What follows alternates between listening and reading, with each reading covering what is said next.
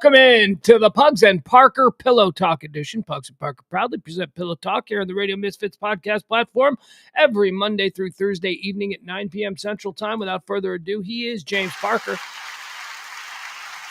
What do you say, James? What's up, Pugs? Oh, I'm having a night. I'm having a night, James. Did I catch some pre-show curse words? Can you hear me? Sometimes. Yeah. Yeah. I was screaming at my Couple of computer, screaming. I have been banned 5 times tonight from a chat room that I really enjoy. And they keep kicking me out. They put me on ban. They put me on quiet. Now I'm completely kicked out. Chat room? Well, a chat that I watch on YouTube. I'm watching election results from my guy Steve Lookner, and they keep kicking me out. They keep silencing me for being hysterical. That's the only reason that they're treating me this way. Oh, apparently there can't be a funny guy who takes equal shots at the lunatics on both sides. Oh no, apparently. Hey, I guess I'm a crazy person. James, let me ask you a question. Let me just pose this question to you right now. You seem like a reasonable guy. You and I go way back. I know you as a good man, a father. Let me ask you something. Would you ever vote for somebody whose genetic father was a criminal, and not just like an embezzler? I mean, come on, you can make excuses for that. I mean like a degenerate, effed up in the head criminal, child molester, child pornographer, murderer, kidnapper, rapist. Would you vote for a candidate whose father was that? Oh, man, I'm not trying to be a contrarian, but I would under the right circumstances. So you don't believe in genetics. You don't believe that if you are that close to the fucked up tree, that there could be a reason to keep you out of power. Yeah, that's what you're saying. Well, I did. First off, what are his policy positions? And then secondly, who's he running? Who's he running? Be him. Okay, fine. It could be a her. What is their policy positions and who are they running against? Crazy shit that suggests that her dad was a degenerate sex criminal. That kind of stuff. All right. Anyway, I just put it out there that I would never vote for somebody whose father was a child molester. Okay? And apparently you can't say that, even though it's true, even though it has been something that this particular candidate has campaigned on. He campaigned on children, molesting children? Yeah, Jeff, you know what? For once, I understand Jeff Glenn. Jeff Glenn is perpetually on the shit list of Facebook. That's why he's currently Jeff Glenn Wright the Fourth. He can't be Jeff Glenn anymore. He's got to be a different person every couple of days. Why? Because the world can't handle his opinions. That's why. Yeah, so I had an entire YouTube channel that got completely nuked, and it had a bunch of good old Pugs and Kelly bits on it. Our tribute to Paco was on it. I'm among the banned crowd, but I feel bad when I get banned because I don't think I'm being that bad. Like the one that hurt the worst was I got blocked from Alyssa Milano's Twitter, and I like Alyssa Milano, and I loved her in Who's the Boss, and I had a crush on her so bad when I was 10 years old, and she was like 13. What'd you do? Oh, I don't even remember the specifics, but she tweeted something stupid, and I probably just pointed out like what I thought was not being a dick way, but apparently it doesn't take much to get blocked by. And she's so beautiful. Like she's even more beautiful at 40 than she was when she was 20. You know, she's just, I don't know. I am banned. Breaks my heart. I've been blocked by both John Cusack and Jeremy Piven. Both of them. I would be so pissed if I got blocked by either one of those guys. One of them, because he's a crazy far-left psycho, and the other, because he sucks. That's it. I'm banned from both of them. Blocked. Doesn't Jeremy Piven seem like the type of guy that we would hang out with? No, he's an asshole. He's the one who sucks. I'm the a-hole. No, like Jeremy Piven is one of the most disliked people in Hollywood. It's why he was never able to truly capitalize on that big role that he has as Ari. He's a dick. People hate. He was a dick in Chicago. I mean, I remember him when he was just a local actor who came from a very high-end acting family in Chicago. The Piven Theater is a very elite, prestigious training ground Oh, for. he has a pedigree? Oh God, yeah. The Piven Theater Company in Chicago. His parents founded that like back in the 60s. And Oh, I had no idea. it's where John Cusack came from. It's where Joan Cusack came from. It's I believe that Malkovich came through there. I believe all kinds of like big time actors were trained by Jeremy Piven's dad. And Jeremy Piven, before he was famous, he would walk around Chicago like he was famous. He was a dick because he was friends with John Cusack. And John Cusack was legitimately famous, but Jeremy Piven wasn't. So why are you acting like a dick, Jeremy Piven? So I have Jeremy Piven all wrong, huh? Yeah, he's a dick. Jeremy Piven had Amber's wife Wendy kicked out of the comedy club. Oh no! Yeah, What? the Improv in Addison. Yeah, with the lovely Mrs. Amel got bounced from the Improv. I don't know this story. How do I not know this story? I don't know what you call Amel. Where is he? Oh, he's not home. Oh, geez, I got to put the lights on. Okay. Yeah. And John Cusack is just a completely ridiculous, far left wacko, and far be it for me, who's more of a moderate wacko, far be it for me to point out that he's being a wacko and not get banned for life. Apparently, I'm not allowed to see any more John Cusack's tweets. Screw him. I'm suspicious of anyone on either side of the aisle that takes it that serious.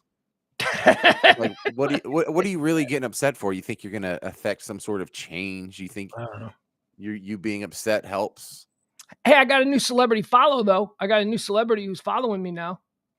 Can I guess? You'll never guess, but yeah, go ahead. I bet I will guess. I'll give you 10 guesses. Ralph Malph. Nope. The guy who played Mr. Belvedere. Nope. Oh God, those are my two best guesses.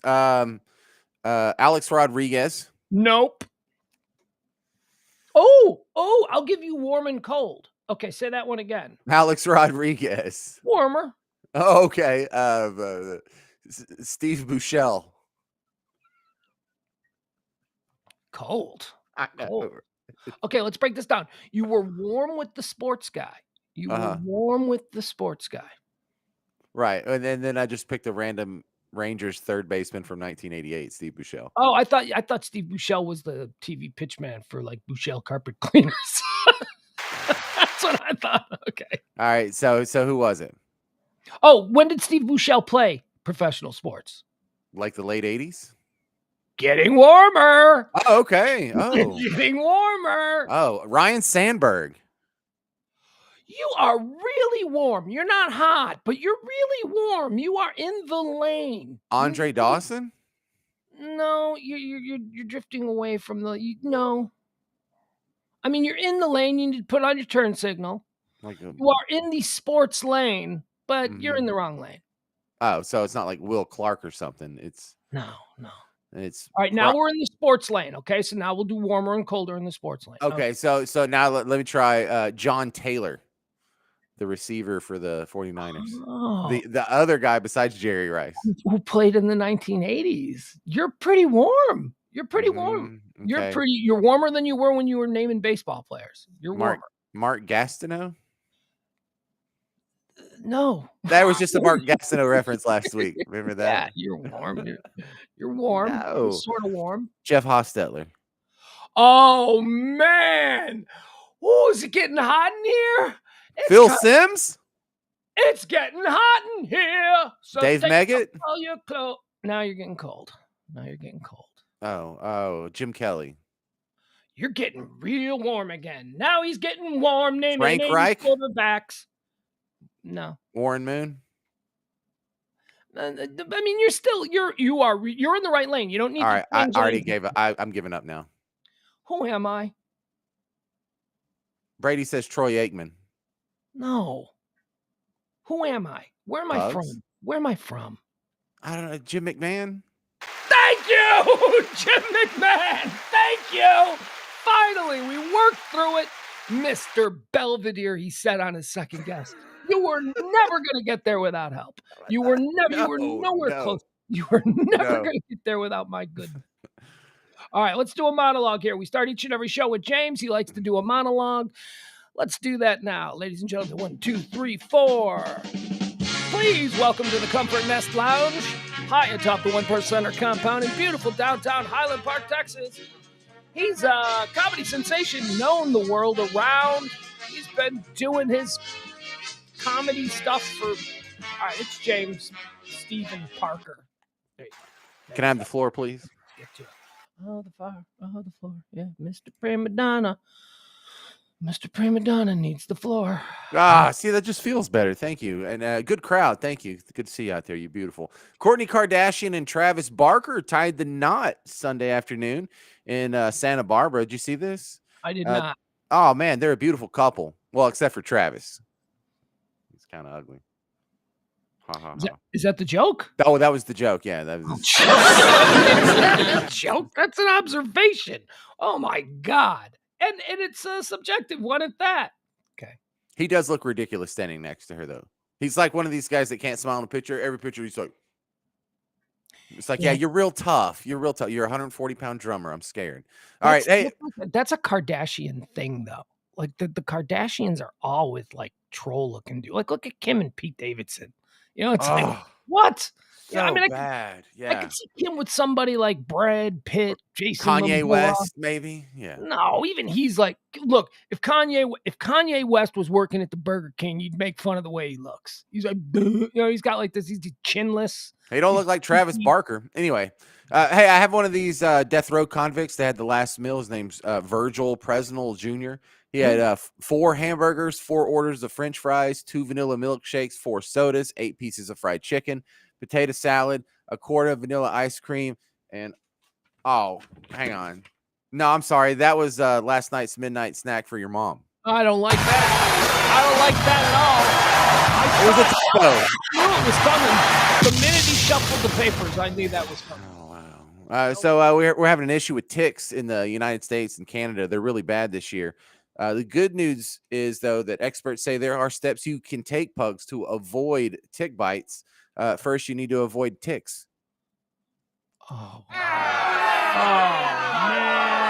I think you're just upset about the mom one. You are just...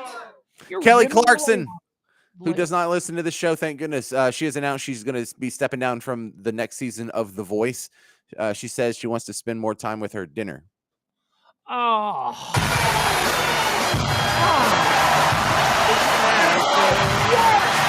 Ever done. This is like, So NASA has now detected the most powerful earthquake ever recorded on Mars. The tremor was so strong, it was even felt on Uranus. Oh, Uranus joke? Uranus joke. It's in my contract. Stop it. It was on this day in 2004, Massachusetts overturned its ban on gay marriage. And gays are commemorating the milestone by overturning each other.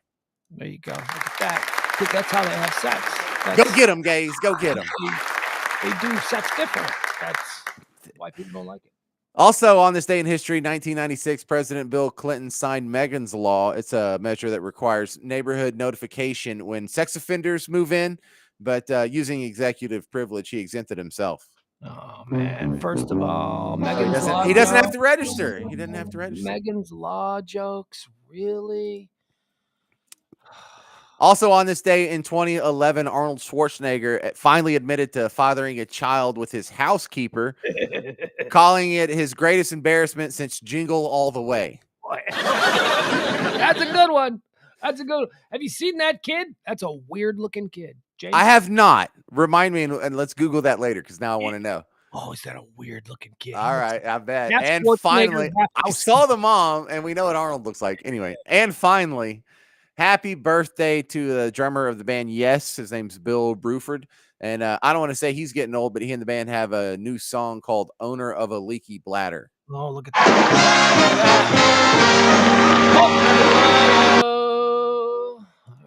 All right. So now we got to look at heart.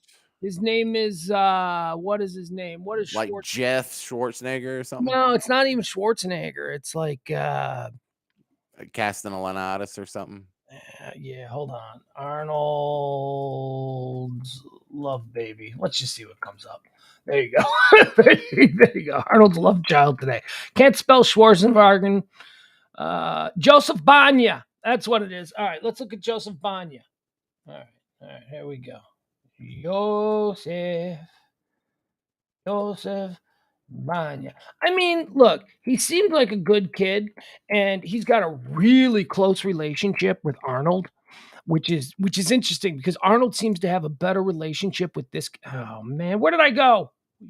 Arnold seems to have a better relationship with this kid than he does with his real kids because his real kids seem to be like soft, little sophisticated Kennedy types. But this one is also doing the bodybuilding and the muscles. Well, from his point of view, they're all equally his real kids. They're all But half him. yeah, So but he seems to like this one more. They always work out together, and they're always hanging out. All right, here you go. Here's Banya. Here we go. Here's a good picture of Banya. I tell you, he looks half Schwarzenegger, half housekeeper. That's the best I could do. that housekeeper is not the attractive woman you would expect, you know? No, there he is. Look at old Banya. That looks like a pretty even split. I've never seen this dude before. Yeah, look at him. See, he like does all the Oh, weightlifting. now that totally looks like Arnold there. Jesus. That's why Arnold likes him because they work out together.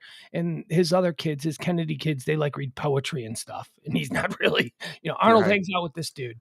Look at They him. play polo. Look at him, man. Look at him. That guy could beat the crap out of me. Dude, he is like really leaning into the love me daddy thing. You know what I mean? It's like, okay, Hey, okay. that's a good lean right there. You know, you get on dad's good side, there's just, I don't know, tens of millions of dollars hanging in the balance. Oh, yeah. Oh, absolutely. Oh, he's taken care of too. That's why, Arnold, no matter what kind of whatever you think of Arnold, and I kind of like Arnold. I've always liked Arnold.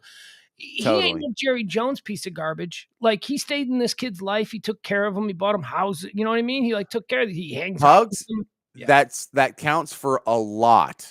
Yeah. That he could have done the Jerry Jones thing. And a lot Mhm. of guys do the Jerry Jones thing, and he didn't. So he is better than Jerry Jones when it comes to treating his bastard children.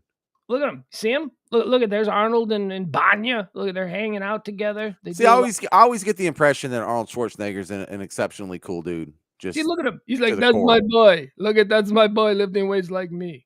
Meanwhile, the other kids are. I'm the only person in America, by the way, who doesn't do an Arnold Schwarzenegger impression. Yeah, you might be the only one, Look at them. They're riding bikes. They hang out. They have things in common. They talk about muscle milk. They, right? they talk about stuff. Although, can we just, I know we've got stuff to talk about today, but let's just drill down a little bit on this whole Arnold Schwarzenegger thing. We know what we're talking about here. We've seen the housekeeper. She was basically like, did you ever see Will and Grace? She was like the housekeeper on Will and Grace. She was not a Yeah. sexual animal. She is not someone that you go, she's not like he's hooking up with the nanny. You know what I mean? Like It's not like, oh, he can't control himself with that standing around. No, it almost makes me think there had to be some sort of actual personal connection between the two, or why would you do that if you didn't like her as a person as well? no, Like it makes I bet complete. he really likes this lady. Well, yeah, I mean, as the housekeeper, I'm sure she was fun to have around. But what I think it says is this guy has way too much testosterone. I mean, this guy cannot control his need to release the toxins to the point that he could have just, he's Arnold Schwarzenegger. He could have had any number of mistresses on the down low. He's Arnold Schwarzenegger, but he just went into the laundry room. I mean, it's like weird. That's a Well, no. You see that it's not that easy. You can't just be dragging women into the house. That's suspicious. That's why you have to sleep with one of them that's already there. That's what makes her the one that he slept with, is because there's nothing suspicious about her being in the bedroom fixing the sheets after they smash. Of course she's So fixing the sheets. so She's the hire a housekeeper. yoga teacher. So hire you know what I mean? I mean, what are you doing? That is just any port in a storm territory. She was not okay, here, look, do we need to show her? We'll show her. No, it don't, We'll because then I have to be the bad guy that makes fun of her no, appearance, you and don't. you make me No. do this all the time. I don't here, wait, is there a picture of Joseph Banya and his mom? All right, yeah, there you go. And mom. All right. Here we go.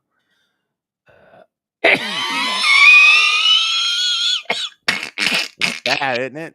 It's silly. It is silly when you think this is what Arnold Schwarzenegger. Look, she's a lovely woman, but we're talking about Arnold Schwarzenegger, okay? Like, No, God, no. that's Lupita, the Dude, laundry lady. I wouldn't do that. No, why is Arnold Schwarzenegger? Why would Arnold Schwarzenegger jeopardize his relationship, his long-standing marriage? It makes no sense. Now, look, it makes maybe a little more sense than Hugh Grant picking up a streetwalker when he's got Elizabeth Hurley waiting at home in a negligee. It makes a little more sense than that. But I mean, I don't get it. But again, I'm a guy with, I'm probably running low on the sexual testosterone. So to me, it doesn't make any sense. If I was Arnold Schwarzenegger and I'd spent the last couple of generations just pumping like hot test into my body, I might be looking to bang anything that's near me too. But I don't know. I just don't get it. Well, you got to think throughout his years. Think of all the impressive talent that he's been able to, those mountains he's been able to climb, and for him to still be interested in that. I'm sure he's nice to her. Do you think it's awkward? Like, do you think it's weird? Like, because he didn't like her. Like, he didn't want to have a Arnold was not going to start showing up on red carpets with her, right? He wasn't going to leave Maria Shriver for her. And No, maybe that's she very thought, true. but maybe she thought that was a possibility. And, so he had to hurt her. Or, you know what I mean? I mean, it was probably very awkward. And, so look, God bless him. He took care of her. Or maybe she's just the American dream, right? She came over here. She was born in another country. She was a housekeeper to rich people, and then she got the magic baby egg in her, right? I mean, then suddenly, she's like winning the lottery. That's the dream right there. Yeah. Yeah, I saw I saw like they bought her a beautiful house. They had like $1 million house. His kid went to a good school, good high school. He wasn't the poor kid. You know what I mean? It was a good thing. I do not know if after she had the baby that she continued to clean the toilets. I imagine No, that would be 0% chance. No. 0% chance. That would be weird.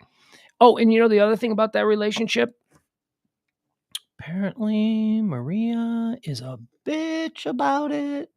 Maria does not like that kid. Maria does not, I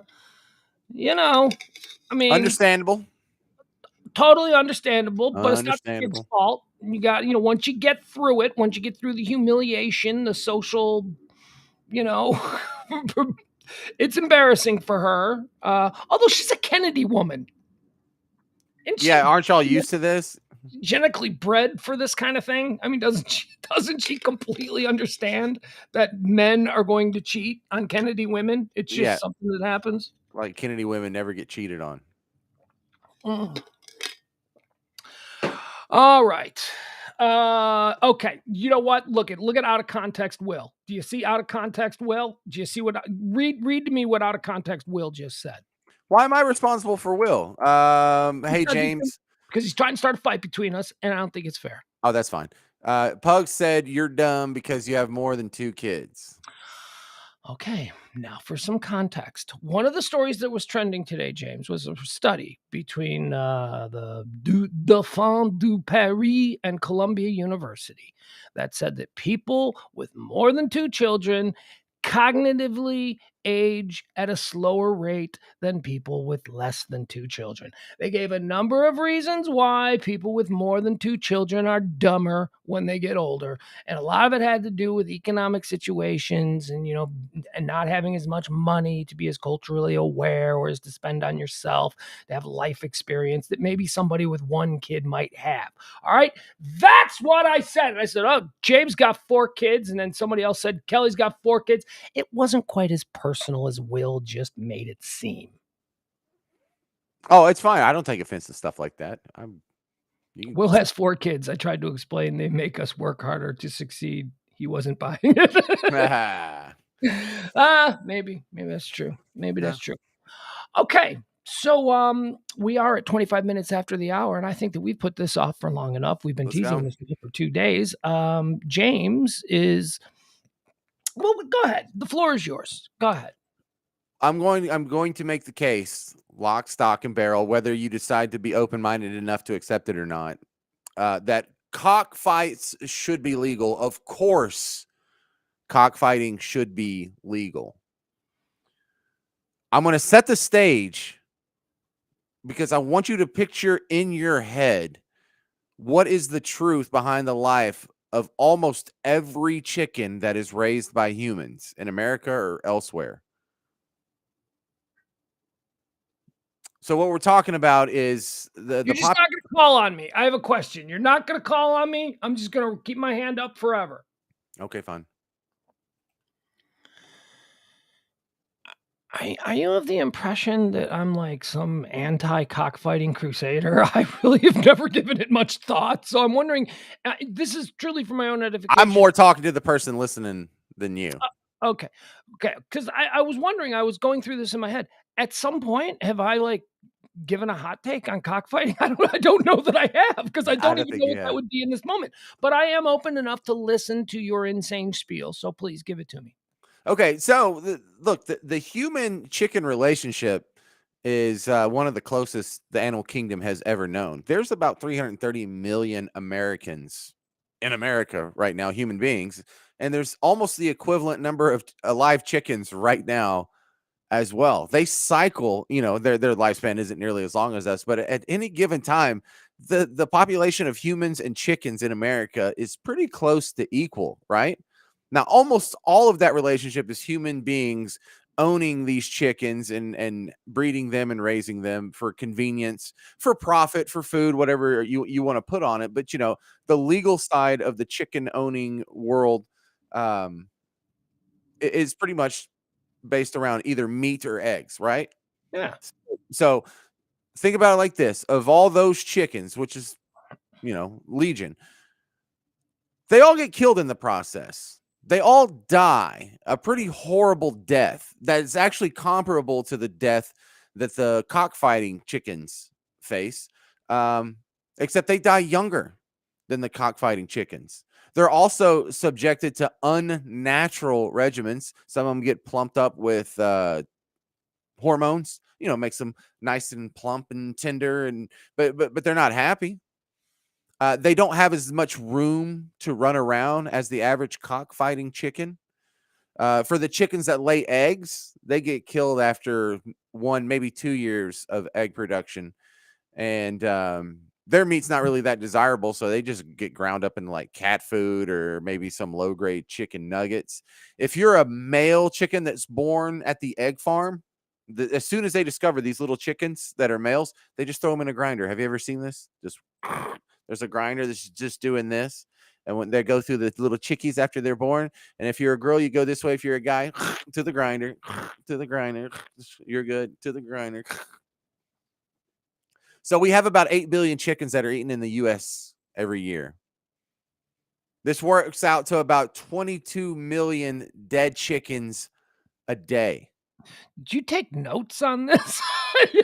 Yeah, I've done some research. Oh, you really believe that? Okay, this is All right. something Well, really. look, those last two numbers come from a Purdue University study. 8 billion chickens are eaten Oh, in the U.S. Frank every. Purdue University, huh? Big No, chicken? Is that what you're talking about? no. But 22 million dead chickens a day are cranked through our food process here.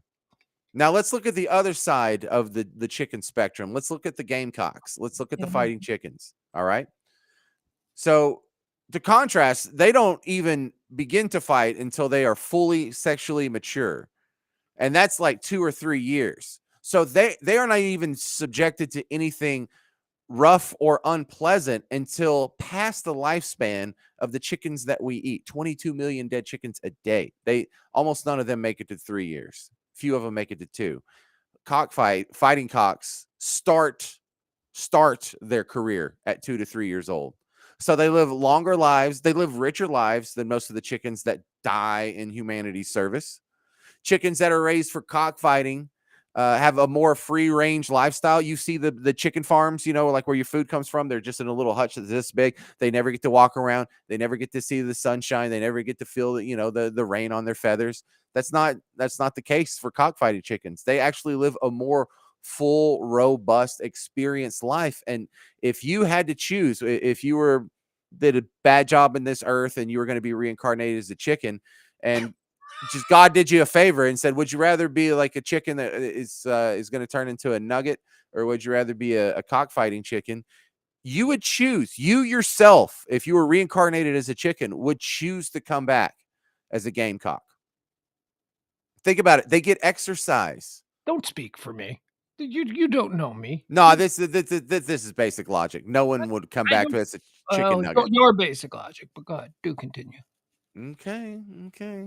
But look, just for the exercise and to be able to see the sun and to be able to maybe fall in love with another chicken and reproduce and actually have a little chicken family. Gamecocks actually have a chance at a normal life, especially if they go through and they win a couple of fights. A lot of them go on to just live and die of natural causes, which is absolutely unheard of in the industrial chicken world, in the legal chicken world. So look, for the gamecocks that do die, that don't come out of it in their service to their role in human culture, that's their worst case scenario, but that's the guaranteed scenario of every other chicken that is bred by humans. And I don't have a problem with all of these dead chickens that are being ground up 22 million a day to make the what a chicken I just had for dinner. I don't have a problem with that. But I also can be consistent, and I don't have a problem with the dead chickens that are in the cockpit, in the fighting ring. Yeah. My turn. Well, I have more, but I would like to hear what you think thus far. Okay. Well, so far, here's where I would go with this argument. So you have no problem drawing a distinction between industrial chicken farming that is a sordid process, but whose end result goes on to feed humanity around the world. You draw no distinction between that and something that entertains a bunch of drunk Filipinos on Saturday night. You make no moral distinction between the two processes, is what you're saying. You are intellectualizing the two things as being equal. And I am telling you, there is a moral component to this argument that you are completely avoiding. I know. No, see, I like this because by that rationale, you would be okay with cockfighting as long as afterwards we ate the chickens. No, I don't think so. No, because the problem here is that the chicken meat is going to waste. I have never had a real solid thought on gamecocks, until now. And I'm starting to formulate my thoughts, which are, I don't know, man. I don't know. It's a bunch of third world, drunks in some underground cockfighting ring in Central America, and then a bunch of meth dealing hillbillies in Arkansas. I just don't know that it's the same thing. Now, I will grant you that the industrial farming methods that are used today are certainly not anything that I want to think about. They seem pretty brutal, although effective. And, they fuel an economy. People have jobs. People put their kids through schools. People get fed. I mean, what you're describing is a blood sport. That's what you're describing. You're advocating that a blood sport is equal to an economic driver that also feeds the world. And I don't think that's the same thing. And there is a very different moral argument for one over the other. I know. Look, these are common pushbacks, so I'm glad you're going down this road. Let's go. First off, the fact that it is more predominant in third world cultures, Central America. It's actually real big in Southeast Asia as well. Absolutely true. Yeah, I think of it as like Malaysia and the Philippines and stuff like that. That's really where I think of it. Yeah, you're not wrong. You're not wrong at all. I used to watch Jean-Claude Van Damme karate movies, and there was always a scene in Hong Kong where there was a cockfight. That's pretty much the extent of my knowledge of the whole sport. So it is correct, though, that it tends to be a little more popular in cultures that aren't as prim and proper as those of us who sit around listening to classical music and drinking with our pinky finger out and, one lump or two kind of people. Yeah, third world. But are world. You're talking Yeah. about places where people shit in the street. Yeah, that's right. But no, go ahead. Keep making fun of us for drinking tea funny. Continue. But look, I don't pretend to share those deep cultural roots with cockfighting, Except but here. Oh, go ahead. Sorry. I don't share their deep cultural roots with cockfighting, but I also am not going to sit here and moralize against it sounding all suspicious just because they come from a different upbringing, a different background, and it's not really that distant from America in the fact that Abraham Lincoln got the nickname Honest Abe because he was an honest cockfighting referee. That's where he got the name. He was the guy who not only would referee the cockfights, but he would handle the money for the bets. Thank God for Google. I've never heard that before, and I come from the land of Lincoln, but it is very possible that they kept that from me because, Because they don't want you to know that Honest Abe was a cockfighting yeah. See, I assume, bookie. and from what I've learned, is that it's because he was an honest attorney. He was a lawyer. So I didn't get the cockfighting thing, but I don't know if it fits your argument. Please do continue. I love this. Jeff Glenn making two animals fight for human entertainment is wrong. I got you. What if it's two ants that are fighting? Well, they're You, not animals; those are insects, and we do make a distinction between different groups. We also within the animal kingdom.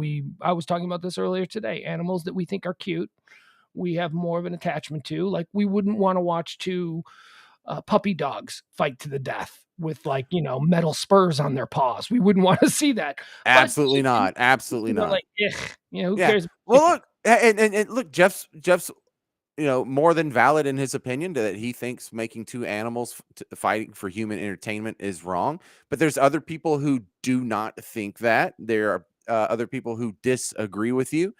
And I think they should be allowed to disagree. They're not going to go fight with my chickens, so I do not accept the idea that just because I think it's repugnant, that it should be considered immoral, unethical, illegal, even. But I go back to the way we kill 22 million chickens every day. It's hypocritical, and it's kind of suspicious here. Of It's not hypocritical. It serves a point. We feed the world with that. We fuel an economy with so that. so so Yeah, it'd be okay something to if be they ate the sure. chickens, if they ate the cockfighting No, chickens, and that's not the simple distinction okay. that we're making here. What we're talking about here is they are both ugly processes, okay? Especially if you are somebody who believes that we should probably not be cruel to animals. Yes, industrial farming and packaging of animals is disgusting, whether we're talking about pigs, chickens, cows, whatever we're talking Right, about. but I thought hang The on now, hang on. birds and How short breeders, is good, as how opposed short to is everyone's consuming. memory? Because I remember going back and telling you how the life of a cockfighting chicken is far superior to the amount of suffering and inhumanity That's that is who though? visited upon How do you even make that statement? You because they don't live in you a tiny also little chicken. cage and they How don't do you get live pumped with a full. chicken? They don't get pumped full of hormones. They get to live longer. Some of them get to die of natural causes. And So look, you're when it's you're time for the factory projecting farm chicken to your die, when it's time for him to die, they stick his head in this little conveyor belt thing, and then something slits his throat. This blade just comes by and slits his throat, and yeah, then it slowly bleeds out, and hopefully it's bled out before they dunk it in the boiling water to get all the feathers off. It's an entirely grotesque, terrible. barbaric process, and I'm More than okay with it. And if I'm okay with that, because I'm okay with cockfighting as well. it gives people jobs because it fuels the entire Midwestern economy. Cockfighting gives people jobs. It does not. I'm Stop it. telling you, You're you would rather disingenuous. you would rather be a gamecock than a chicken that is born in a factory farm. I And don't know so that and so to be find one morally repugnant and the other one not. The only thing that you're really basing it on now is that we don't eat no, the no. cockfighting chickens because the life that they live is far superior. When Hold if on. you're concerned about cruelty and inhumanity, then Yeah, you would be sure. on the side of the cockfighting No, chicken no. because their lives are You less cruel and more humane than the factory farm chickens. no, you are misinterpreting my position here. What I'm saying is that both processes seem to be very upsetting. It's not pretty. I don't want to see how we make the chicken breast that I'm about to have for dinner after we do this show. I don't want to see that. But I can make a justification for it because of the greater good that it serves. It fuels an economy. It feeds people. What you are describing, you are making a moral correlation between something that just simply entertains a bunch of degenerates on a Saturday night. That's all. That's all. There is no, they are both morally disturbing, especially for somebody who believes, that maybe we ought to be nicer to animals. And I do believe that. But oh God, I just got the shit scared out of me because my door suddenly opened and it's just the dog. It's just the dog opening the door. All right, come on in, girl. All right, I'm sorry about that. And she's going to bed. There she goes. She just walked in. I got to close my door. She just opened the door. James, continue. I'm enjoying this conversation. I think, but I do draw a Well, moral distinction between the two. I know. Both are unsettling. I find the moral impasse here is your inability to recognize or just admit because it's totally logical. If you were going to be reincarnated as a chicken and you could choose to push the button that would make you either the factory farm chicken or the gamecock chicken, you would choose the gamecock chicken to be reincarnated into. I look, based on the way that you present it, yes, it does. But I would have to do some research. I would have to see. Please do, because I'm look, very lazy. I it's don't know if I'd fascinating. like to be a workout chicken. I don't know that would suit my nature. Who knows? All right. I'm So like being stuck in a box. Okay. I understand you're not just going to swallow this hook, line, and sinker the first night, but look it up because gamecocks live a much longer life than factory farm chickens. They live in better conditions. They receive better care. They receive more attention from their handlers than factory chickens. And did you get to the Abraham Lincoln cockfighting overlap? Did you do that Google search yet? Because Honest Abe got his nickname for being a fair referee at cockfights, and it's not just him. Cockfighting was practiced by Benjamin Franklin, George Washington, Alexander Hamilton, Thomas Jefferson, Andrew Jackson, and Abraham Lincoln. The future president was first called Honest Abe when he was working as a young store clerk in New Salem, Illinois. According to many stories, whenever he realized he had shortchanged a customer by a few pennies, he would close the shop and deliver the correct change, regardless of how far he had to walk. But we're going to believe your cockfighting story because it supports your current argument. Go, dude, look up Abraham Lincoln cockfighting and see what it says there. All right, because you have already done it. Well, this is no less an authority than the official State of Illinois biography on Abraham Lincoln. And its footnote is from the 1920 biography of Abraham Lincoln by Stephen. Hold on, I lost. Okay, what am I looking for? Abraham Lincoln cockfighting. Abraham Lincoln cockfighting. Okay. Abraham Lincoln cockfighting. All right. Let's see. There's was Abraham Lincoln a referee in cockfighting? There's a what? See that I'm going through some articles here that I popped up on my search. Okay, wait a second. Before we get too far downstream here, I have absolutely no doubts that Abe Lincoln was fine with cockfighting. He grew up in a time when everybody was fine with cockfighting. It was legal. So I don't know why you've got me backed into this corner arguing. He was probably around some cockfighting. We're simply just talking about what the official, you just said he got his name Honest Abe because he was a cockfighting referee. And I just Googled it and I found some official reports on how he got the nickname Honest Abe that conflict with that.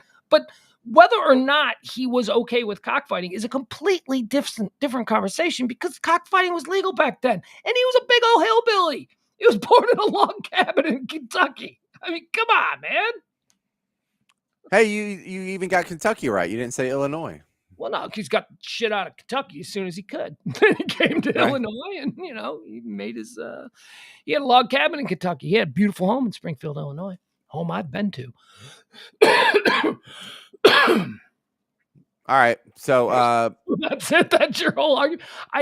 Look, here's what I would say. I don't have a position on cockfighting. I think it's illegal. That's fine. Would I advocate for it to be made legal? No, probably not. Because who's going to entertain? A bunch of meth dealers, a bunch of degenerates. I don't give a shit about them. I don't care. And if people are going to make hay about it, the pee to people and all that, you know what? I just assume keep it illegal. We're not missing anything by not having cockfighting. But you just look. Look, it's sort of like the abortion argument. You're just forcing it in back alleys now. This You is know, no, you this is an it could be absurd seized. intellectual argument you're making. No, I look, understand I that it's am not. I am not pro cockfighting. I just want it to be safe, legal, and rare. That's all. that's what you want. You want. Keep your hands off my cock is basically what you're saying, Fighting, right? yeah. Yeah. All right. Well, there you go. That was James. He just advocated for the repeal of felony cockfighting laws that exist in all 50 states. Although, isn't it legal? Is this because you're from Louisiana? Isn't it still legal in Louisiana? Isn't Louisiana No, they made it illegal like 4 years ago. It wasn't that. like just 4 years ago? I think it was 10 years ago. I was exaggerating, but it ain't that long ago. Because we Yeah. we used to make fun of them because they had hearings on cockfighting. There was a guy that was crying. He was like, "I love these chickens. And I love the sport." It's like, stop it. So I was talking this afternoon about this, and I was trying to, because I didn't know what my position was going to be. I'm like, I don't know, maybe I shock them, and I go, I don't give a shit about Bro, cockfighting. look, the primary argument I have, just base level, most shallow end of the pool, is, we eat them. Making them fight is bad, but eating them's worse. Would you rather someone make you fight someone else, or would you rather be eaten? No, because I get sustenance from eating them. It makes me live. That doesn't make the chicken feel any better. Watching them gives me nothing except camaraderie with a bunch of degenerates. Have you ever owned a chicken? Have I? Yes, I've held a chicken. No, owned. Have you owned a chicken? Of course, I've never owned a chicken. Owned a chicken? Dude, What? I grew up with chickens, and they're annoying as hell, man. God, chickens suck. You ever owned a chicken? What kind of question is that? I've owned a chicken. I grew up a place where we had chickens, man. They suck, dude. They're noisy, and they'll just get outside your bedroom window and they're like, it's like, shut up. You look like food. Okay, so this had me thinking about other types of blood sport, if you will, that is just morally questionable, but exists solely for the entertainment of some very bad people. That's kind of dog fighting is another one. Can we all agree that dogs? Now, why do you assume that they're all bad? Because they are. Because I'm going to. Why are you now going to advocate for dog fighting? Nah, dog fighting's a little. Because they're cute and you like doggies. Well, no, it's because they have more fully formed brains and emotions, and the ability to suffer. Chickens don't even know what suffering is while they're going through it. They don't have like fear or pain or anguish, or they don't have their brains are like this big. Like dogs' brains are this big. Our brains are huge. But chickens aren't smart enough to even know. Like, it's like when you catch a fish and you throw it on the deck, it doesn't know it's dying. It flops around like, sure do have a hard time breathing. But does he look worried? Does it look like a fish that's like going, oh my God? But dogs do that. Dogs cry. I think the difference is that chickens are delicious, and we're gonna eat chickens anyway, so we really don't care. We're used to killing chickens because they're delicious. Dogs, we don't eat dogs. Maybe if we ate dogs, we'd have a totally different opinion about dog fighting. But so, I once oversaw a fight in a garage between a rat and a snake. Wow. Are you kidding me? Sometimes in the summer we had nothing to do, so we built a little arena with 2x4s, and we caught ourselves a rat, like a city rat, and we caught ourselves a snake. It was a box snake, and we put it in this. I don't know. It was a garage. It was a 1-car garage, so it was pretty thin, and we made this like little arena type thing, and we all stood around. I don't even know what we were thinking, but we all stood around, and we put the rat in there, and then we put the snake in there. And who you got in that, the rat or the snake? How big's the snake? The snake was much larger than the rat. Then I would go snake. Right. Yeah. Right. That's what you're thinking. So we all just assumed, hey man, we're gonna watch a snake eat a rat. This is gonna be awesome. That rat beat the shit out of that snake. We had to stop it because everyone had banked on the snake surviving. The snake was a kid snake. Like, it was actually his pet. So that was not the expendable one. The rat was the expendable one. We all assumed that the rat was gonna, get eaten by the snake, but the rat started taking bites out of the snake, and it got mad. We had to stop. We had to shut that thing down. Ooh, see, the snake's had it easy. He's all domesticated and soft. The rat's been out there scrapping every day for his living, for his food. All day long, we were excited. We're telling other kids, "Hey, come on by Jimmy's garage. We're gonna watch a snake eat a rat." We were all it was a big deal for us. And then it just Wow. boy, did that tide turn.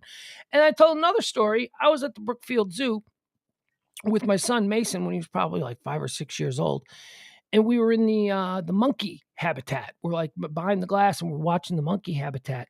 And dude, I watched two gorillas fight. I saw a Wow. gorilla fight. It was the most at once spectacular and just amazing thing I've ever seen, but also horrifying and violent and just scary. Basically, the way it was explained, because there was a person there from the zoo, they had to, everybody was like, "Oh my god!" And they took water hoses. They used water hoses to, Is that what they did? They just yeah, squirted him down? yeah, Okay. basically, it was explained because, I asked questions of people. I said, "What was that about? What was going on there?" And they're like, "Well, that monkey or that gorilla is the alpha, but he's getting old, and that one is trying to challenge him, and this has been a problem that's been going on. So he sneaks up from behind him, and he basically just punches him in the side of the head, and then I'm like, they just really went at it, man. It was horrifying." And my kid, 5 years old, he's like, "This happens all the time at the zoo," and I'm like, "Dude, I've been to the zoo a lot. I've never seen this happen before. This was awesome." So I saw that. That was cool. That was cool because it was like two dudes. Monkeys look like humans, right? So it was just Very like, much so, yeah. so I wasn't freaked out by that. I don't like dogs. Bullfighting. There you go. Somebody in the chat room mentioned bullfighting early in this discussion. How do you feel about the bullfighting thing? Do we eat them or not? We don't eat bulls. Nah. We don't eat El Toros. Bullfighting is it's interesting because it is the part of the chicken thing that's okay that we understand because we eat them, but it's also part of the dog thing where they have bigger brains and a little more of a personality and fully developed emotions. Like, I don't know, I think a bull kind of suffers. I myself do not enjoy bullfighting. My grandfather loved bullfighting, and he used to make me watch these old VHS tapes of bullfighters. Little Crap. sneak tapes from the old country. Well, I mean, they were half of them were in Spanish, but Good. I watched a lot of bullfighting when I was a kid on VHS tape. It's never on cable or anything. I don't know where he was getting these tapes, but he had like documentaries and he had like bullfighting championships and all kinds of crap like that. It is really bloody. There is a Brutal. lot of blood going Brutal. on. And they don't just like wave the cape in front of him a few times and then hack his head off. Or no, they stab him like, yeah, just over and over and Mhm. over and over until he finally just kind of wears out because he's lost so much blood. And then there's the kill shot. Boy, it's really brutal. It's not my bag, but Should it be illegal? no. Oh, Jesus.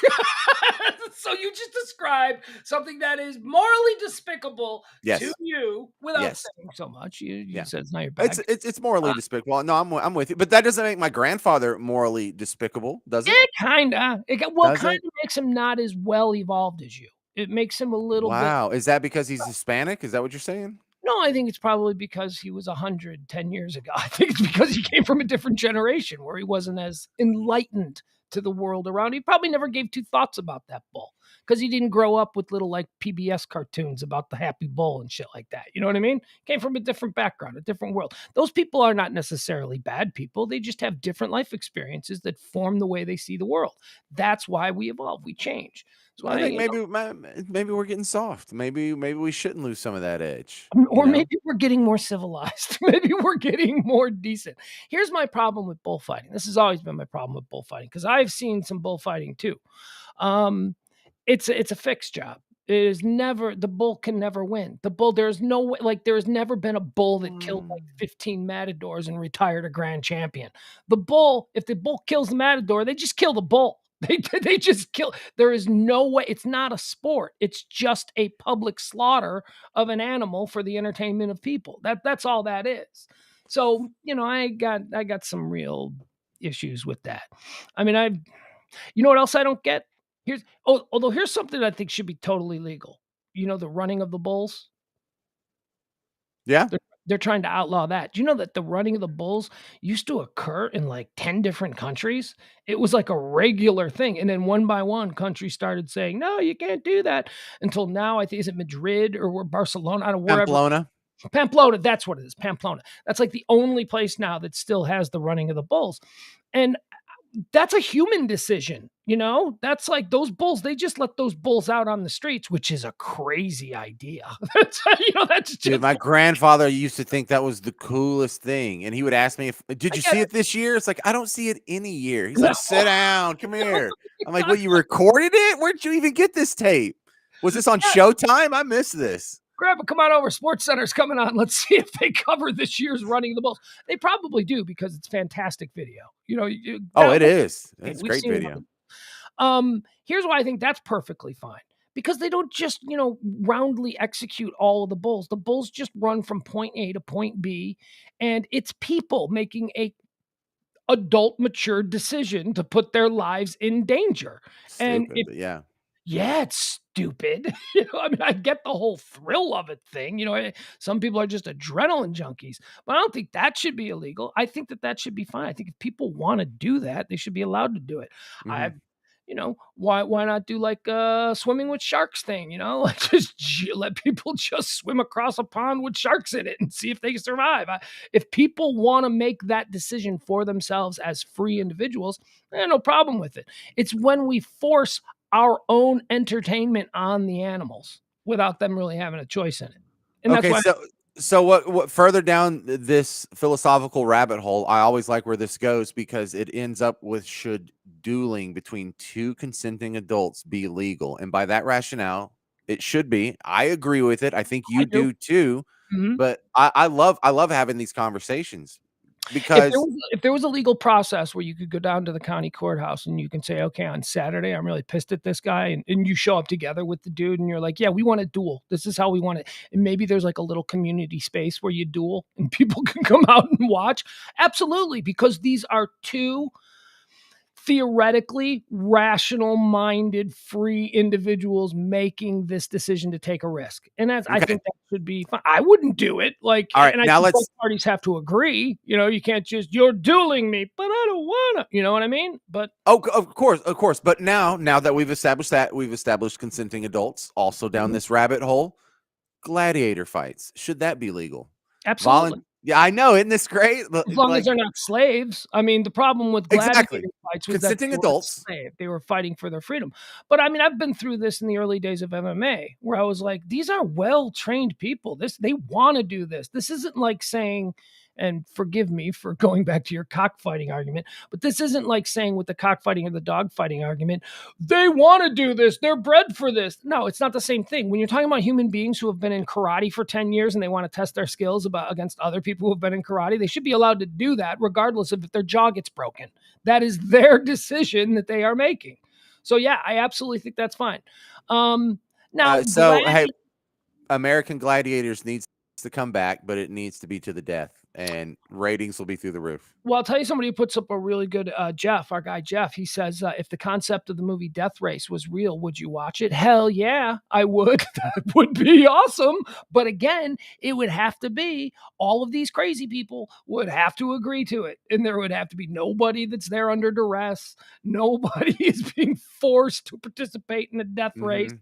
And also, coast to coast, there's going to have to be some local municipalities that are involved here to make sure streets are blocked off so that school buses don't get hit by people participating in the 2022 death race do you know death race? Are you familiar with that concept? Death Race 2000, isn't that what it was called? Yeah, yeah, Yeah. yeah, with Sylvester Stallone. He was awesome. He Wasn't was that a documentary? That was real, wasn't it? no, it was I'm not kidding, dude. real, but Stupid, it was a fun stupid. movie. All right, Jeff brings up a good point. What about Squid Game? Uh isn't that good because that's fresh in my mind now. um Well, the moral component here is that they they were are friends. consenting adults, but you're Yeah. sort of Yeah. exploiting the most desperate among us. Yeah, well, yeah, that's like bum fights, Yeah. That's like, you give a bum $20 to go beat up another bum. I got a problem with that. That seems a bit exploitative. That's not cool. Squid Game. I don't know, man. I mean, I think that you would get a lot of really desperate people who were maybe already suicidal who might be fine with it. And If this might be their least bad option, right? Yeah, Yeah, absolutely. It I might hear be you. something that they would consider, and they're like, "Look, I'm either gonna park the car in the garage and kill myself this weekend, or I'm going to get a shot at getting out of debt and, surviving this thing. Either way, I'm not planning around being here for Thanksgiving." Do I we mean, all agree? Do we? I'm pleasantly surprised at how often people agree with the idea of legal dueling. yeah, I yeah, didn't hear anyone. I didn't see anyone arguing against that over in the chat. So that's I think pretty that's cool. fine. I think that if two consenting adults who have a bone to pick with each other want, but it's got to be regulated. You can't just do it in your backyard and have a bullet, ricochet off the fence and kill a 12-year-old in the backyard on the trampoline. You know what I mean? It's got to be. We got to do it Well, you safe. don't have to put in any additional regulations. That's already illegal. Well, okay. So, but then we would have to have a designated spot for dueling in every town. And you're gonna raise my taxes for that, huh? No, you could just, dude. You could do it in someone's yard. You go do it in the No, woods. no, because that's, as you just pointed out, already illegal. You can't just fire firearms at each other in a public place because you might miss and you might kill somebody. So, yes, come on, James. I'm Dude, going you with can. you on this trip. My We got to have some rules here. dude, my we can go with my parents' 30 acres out in the middle of nowhere. You can shoot all the guns that you want all over the place. You just spray bullets everywhere. It's the middle of nowhere. There are places Okay. where you can go out and shoot at each other. Okay, but then I believe there should be someone from the city who comes out and says, okay, this is where you're going to do it. Okay, that's fine. So there you We go. do So, not need your city permission. what? We're not doing it in the drive-through at Taco Right. Bell. We're doing them. You guys don't even know. Because Cletus and JoJo are going to decide that their backyard is big. This is be good, and it's not going to be good, James. It's Okay. not. Nobody else in their right mind is going to So say let's yes. get some city folks to come out there and tell us what gun safety is. I did not advocate one bit for any federal agent or anything like that. I said someone from the community, someone in the municipality whose job it is. Same guy who checks on, the sprinkler systems at the local Chili's. No That one guy. checks on our sprinkler systems in the middle of nowhere. Yes, there does. There is already that guy. No. There is a fire marshal or there is somebody. There's no Yeah. fire marshal that inspects my parents' place. There are Well, middle of nowheres with no oversight, no all right, permits. so what? So dueling's only gonna be available in the lawless lands of East Texas? Is that what you're No, saying? 'Cause some dueling will be people available where you can already shoot guns legally. You don't have to have some sort of specially designated place or some dueling arena or some Yeah, it's gotta be taxpayer safe. funded anything. James, I'm not crazy, all right? I'm willing to walk with you down this path, and I'm willing to say that, yeah, okay, intellectually, I can see how this would be something that's fine as long as two people agree with it. But it's not gonna be lawless. It's gonna be safe, so that the only people that are gonna get killed are the two people that are okay with it. If Alexander Hamilton could figure it out, I think we can still do it. All right, there you go. That's going to do it for today's show. What a good show today was. Look at what Wasn't you it? did. We had a Yeah. good conversation about cockfighting. I still don't think that's okay, but whatever. We'll make it through. We'll make it through. You got to say Um, dirty sounding words over and over. yeah, yeah. James lied about Abraham Lincoln.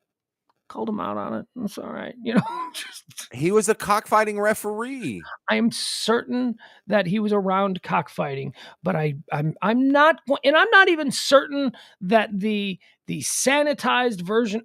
Oh, he already left. Look at him. He doesn't care. He doesn't care. But it was convenient for him to be able to just throw that out there about Abe Lincoln. Ah, good Lord. Hold on. Hold on. Sorry.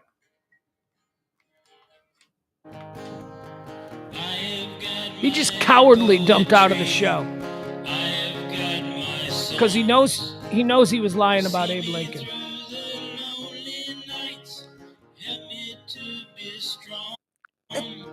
That just sounded like something in the middle of that argument that you could say that somebody wouldn't push back on and go, "Oh, that's interesting. That's how Abe Lincoln got." But I found it. I found it. No, it's because he was an honest shopkeeper.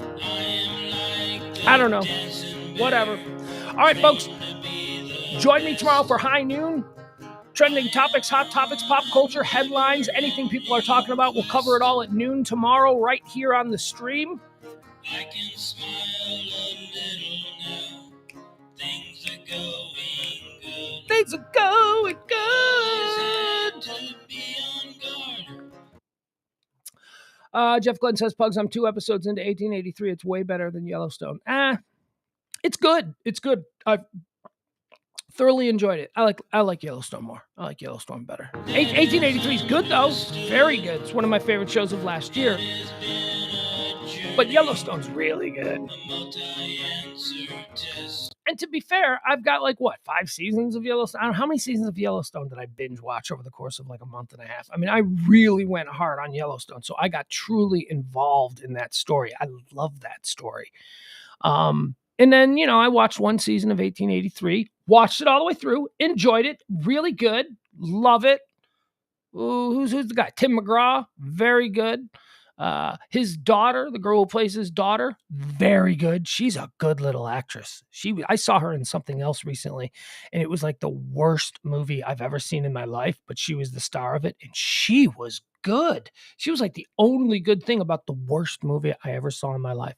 I don't even know what it's called. I can't even remember it. Probably not. No reason to make room in my brain for that movie. 1883 is very good, Jeff. It's very good. I'm not saying, give it a few more seasons before we say if it's better than Yellowstone. Tomorrow is another day. The best is yet to come. I have found a different way, so baffling to... Wait a second. This is awesome. Jeff, I can't believe I didn't see this. I hope James Parker read this. James Parker should not be allowed to enter a contest that results in the death of the loser. He has 4 dependents, and since people with 4 kids aren't as smart as the rest of us, it's up to us to say no. Yeah, and what? All of a sudden you're going to raise my taxes and I got to take care of his 4 kids because that dumbass didn't know that he could possibly lose? Ugh. Bye, Jeff. There goes Jeff. Yeah, Michael. Michael knows. Run, hide, fight. Oh, that was such a bad movie. That was such a bad movie. I thought it was going to be awesome. It was so tone deaf. It was just a really bad movie. And nothing made sense. If you haven't seen Run, Hide, Fight, it's about a school that a bunch of students, well, it's actually one student, the girl from 1883, who fights back after her school is attacked by a school shooter. And that's a really cool concept. And I was like, oh yeah, that'll be badass. That'll be cool. That'll be fun to watch. It was so dumb. They set off bombs and drive a van through the cafeteria. And then there's classrooms 20 feet away who didn't hear that. Who didn't hear the bombs going off in the guy. There are so many holes in that movie, but that girl is good. I don't know what her name is, but that girl, she's the star of 1883. She plays the eldest daughter of Tim McGraw, and she's also the star of Run, Hide, Fight. Actually, watching Run, Hide, Fight, here's what I want to see. Good night, Leslie. There's a podcast that I love. It's called How Did This Get Made? And it stars Jason Mantzoukas and Dr. Andre from the league. I forget his name. Anyway, they're so funny. And what they basically do is they all sit around and watch a really bad movie, and then they just tear the movie apart. How did this get made? I want to hear how did this get made on Run, Hide, Fight. There is so much for them to jump into.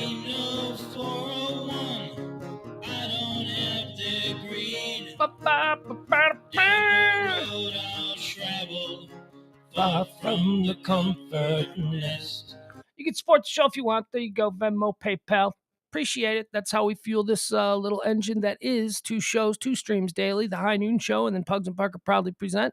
Thank you much. Appreciate you. Give us a thought. I am on a never-ending quest. All right, I gotta go. Bye, everybody. Is another day. The best is yet to come. The best is yet to come.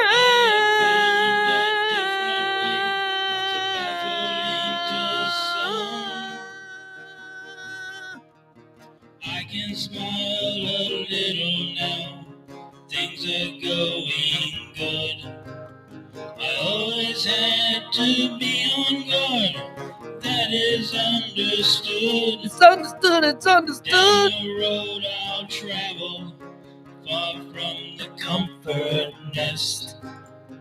I am on a never-ending quest. am on a never-ending quest